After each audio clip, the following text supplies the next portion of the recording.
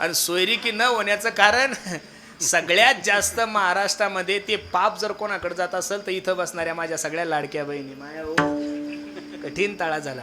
जेव्हापासून बया सोयरिकीत आल्या महाराज तेव्हापासून पोरं कोमातच गेले हो. सोयरिकीच होय ना महाराज, खरं सांगतोय तुम्हाला.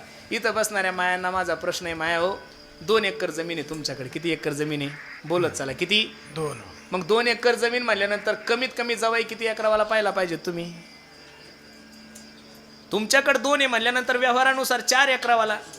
याच्यापेक्षा पोरगी सुंदर असेल तर 5 एकरावाला, लय याच्यापेक्षा सुंदर असेल तर 8 एकरावाला. बरं देखणी आहे, सुंदर आहे, शिकलेली खूप आहे, नोकरीला आहे, 15 एकरावाला ठीक आहे का नाही? मला तर हसू येतं काही सोयरिकीला मी गेलो, अहो दोघी मायले की दररोज उधाड्यात हो, म्हणजे घरी 1 एकर जमीन नाही. आणि आत्ताशी घरकुल यादीत नाव आलं म्हणजे स्वतःचं घर सुद्धा नाही. पोरीची माय बैठकीला बसली म्हणजे मला 25 एकर व्हायला पाहिजे. कुठून खदून काढायचा का?